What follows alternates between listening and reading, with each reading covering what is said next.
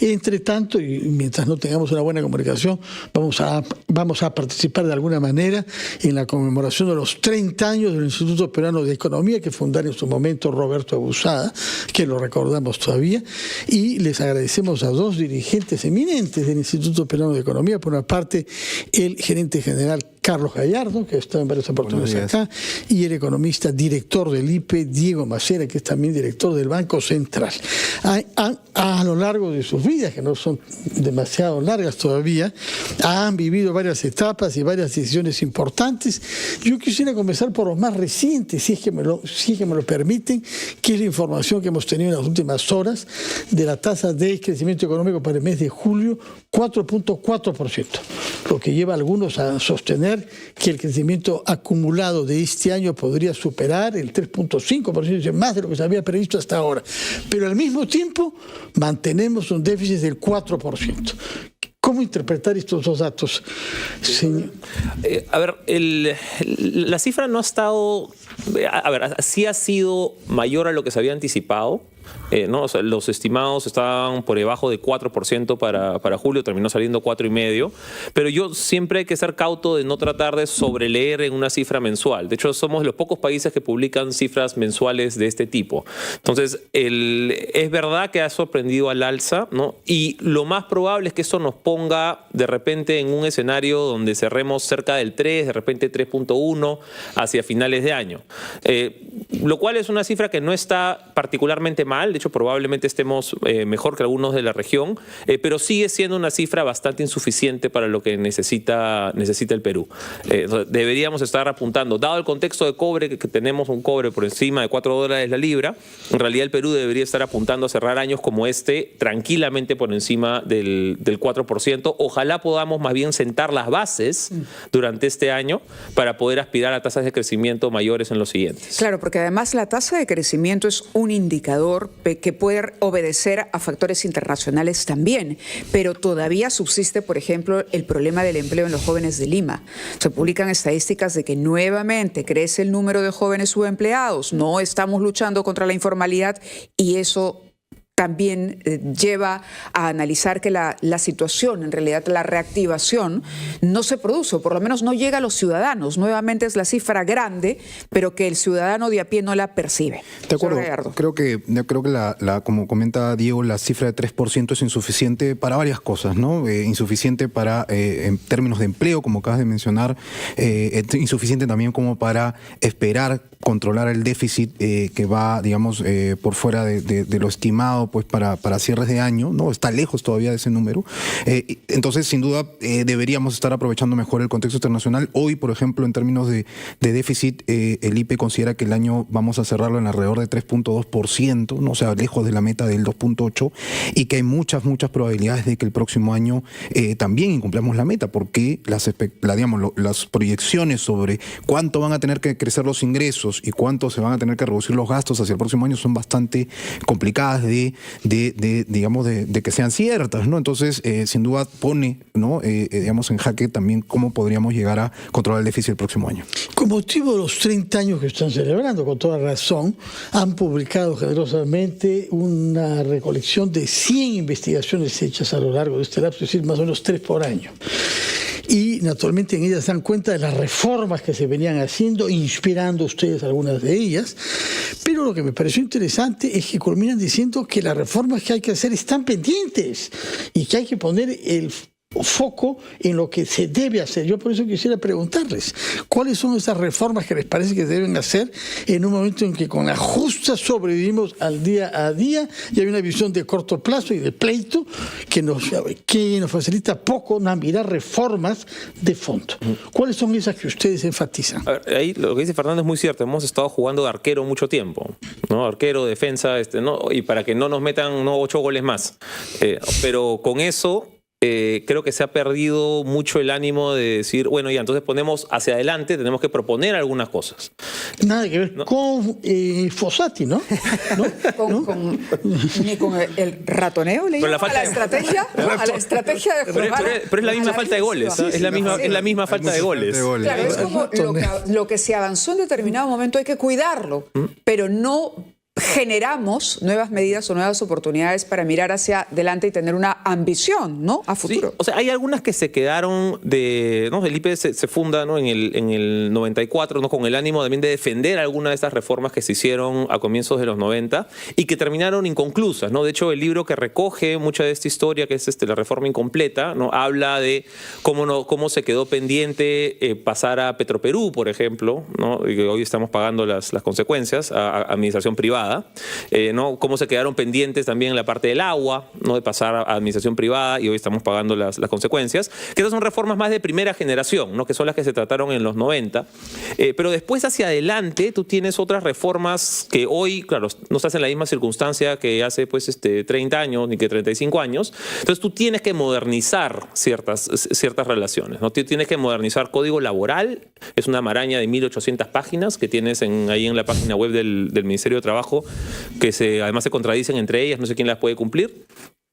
¿No? Tienes que modernizar, hacer más fácil el proceso de pago de impuestos, ¿no? Tenemos que mejorar urgente, algo que repetía mucho Roberto Abusada, ¿no?, que parte del problema central del Perú hoy día es el sistema de descentralización que tenemos, ¿ya?, y aparejado a ello un servicio civil meritocrático con un Estado competente, ¿no? O sea, las reformas estas liberales no significa que no queremos Estado, sí queremos Estado, queremos un Estado más, queremos un Estado fuerte y que cumpla con lo que tiene que cumplir, ¿no? Seguridad, justicia, salud, educación, infraestructura, etcétera. Entonces, mientras no cumpla eso, no hablemos pues de refinerías. Pero en el último punto, por lo menos, tenemos la sensación de estar caminando hacia atrás, aceleradamente en los últimos años, ¿no? Aquí comentábamos la semana pasada, Fernando, si mal no recuerdo, que todavía no se sabe qué pasó, por qué la renuncia de Betty Sotelo, por ejemplo, que era uno de los cuadros importantes en el Ministerio de Economía y Finanzas, nada menos que viceministra de Hacienda. Sí, y hemos visto que hay una fuga de personas talentosas del aparato público. Veo que el señor Gallardo ha esbozado una Así es. sonrisa, lo cual es señal de que algo tiene que decir. Creo que el contexto de la situación en la que se aprobó el presupuesto a nivel del Ejecutivo y que se ha enviado al Congreso, que establece un crecimiento aún en el presupuesto para el próximo año versus, digamos, lo que podría haberse esperado en una situación en la que tenemos un déficit avanzando, ¿no? Creo que un segundo aspecto que puede haber motivado esa renuncia sin conocer los detalles es lo que vinculado a Petroperú y las condiciones en las cuales se ha emitido un decreto de urgencia que, digamos, hace que todos los peruanos continuemos pagando por una refinería, por una empresa estatal mal manejada, ¿no es cierto? La gestión, hablamos de servicio civil, Claro. El servicio civil ha sido clave, ¿no? El directorio en los últimos 10 años ha tenido 11 presidentes de directorio versus 4 de Ecopetrol, por ejemplo, que es la estatal colombiana, ¿no? Entonces ves que en los últimos 10 años, pues bueno, en términos de servicio civil hace la diferencia, ¿no? Entre otras razones. Entonces creo que eso puede haber motivado, ¿no?, esta pérdida de la renuncia de la viceministra, que bueno, es una ¿Son ustedes las personas idóneas para explicarle a los oyentes, a los televidentes, si esta decisión que ha tomado finalmente el Estado con relación a Petroperú es la adecuada y por qué sí y por qué no? Diego. Sí, a ver, yo creo que llega mal y tarde. No, o sea, creo otra hubiera sido la historia si esta decisión o una similar se hubiese tomado hace un mes, ¿no?, cuando el directorio actual, que todavía está ahí, la solicitaba, ¿no? Más bien la percepción, la imagen que está dando hoy día es, oye, este directorio de repente estaba muy independiente para mi gusto, ¿no? Quizá necesitamos algo que se pueda, ¿no?, manejar un poco mejor, ¿no?, que de nuevo entras en el problema de la interferencia política.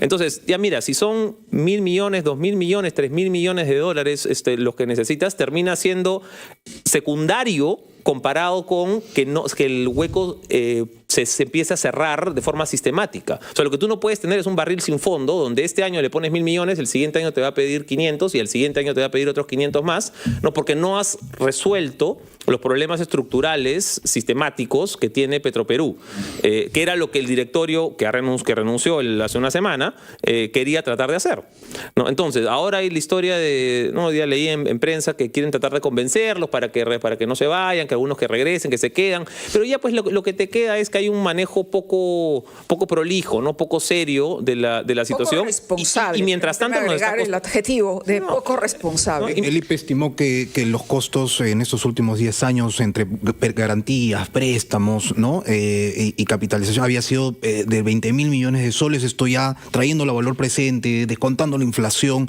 y con esta última aprobación este monto va a continuar subiendo y, como menciona Diego, es temporal. El próximo año nos van a seguir pidiendo más recursos.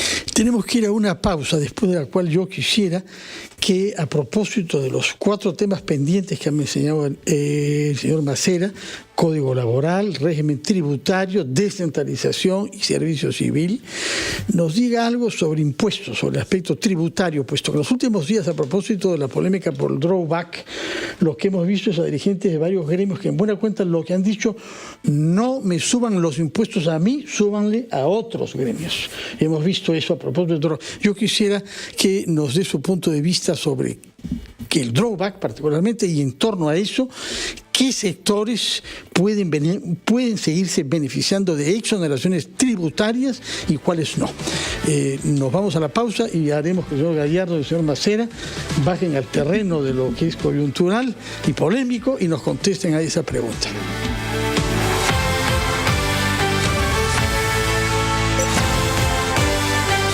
Retomamos, Mávila, nuestra conversación con los 2 economistas del IPE que han tenido la amabilidad de venir para, en parte, conmemorar acá los 30 años de fundación del Instituto Peruano de Economía. Habías dejado pendiente para el señor Carlos Gallardo Torres, gerente general del IPE, y para Diego Macera, director del IPE también, el tema tributario.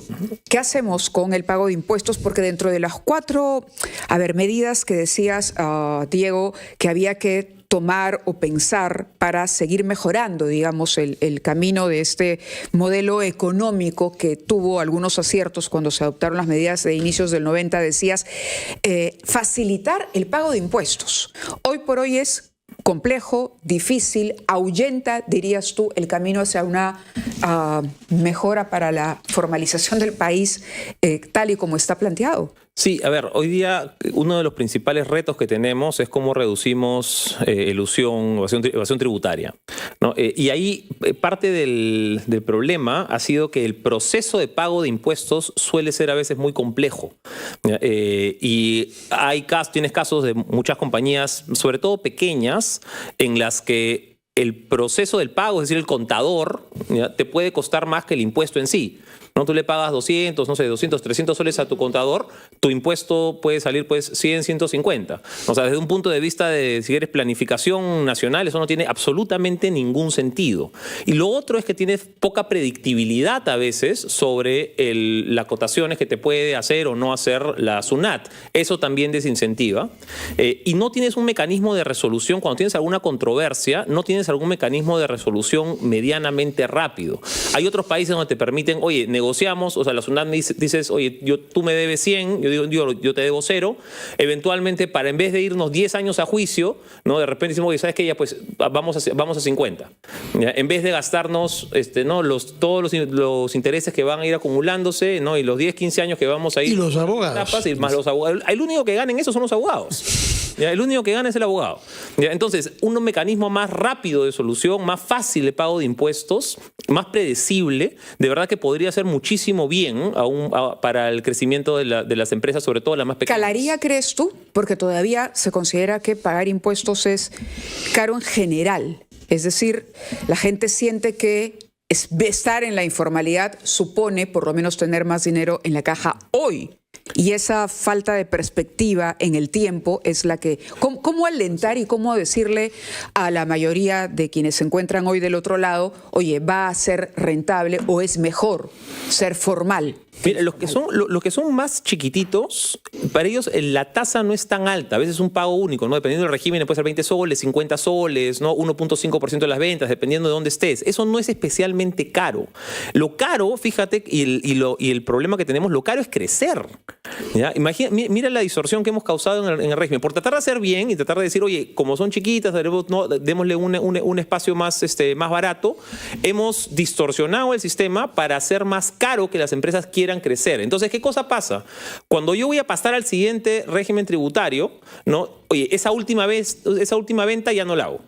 ¿Ya? O me parto, ¿no? Si ya estoy creciendo mucho, soy en vez de 2 empresas chiquitas, mejor que una grande. Mejor que una, claro, ¿no? mediana o Entonces, grande. entonces he dado los incentivos para este sistema, este enanismo empresarial, donde las empresas no tienen mayor interés en crecer. Naturalmente. Ahora, usted hizo referencia al libro La Reforma Incompleta y con cierta malicia se refirió después al tema de Petroperú y al del agua.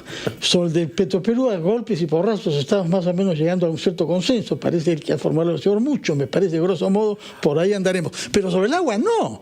Sobre el agua hay una guerra en cada una de las 26 regiones del Perú, en algunas de las cuales no hay una, sino varias empresas quebradas. Explíquenos, por favor, qué pasos se pueden dar para resolver un problema que da tanto miedo como el problema de Petroperú. Sí, creo que a diferencia de... Yo percibí bastante momentum, ¿no? Por un momento creo que pensamos que el caso de Petroperú se iba a resolver mejor, ¿no? Y ese momentum no lo hemos visto en el agua y por bastante tiempo, ¿no?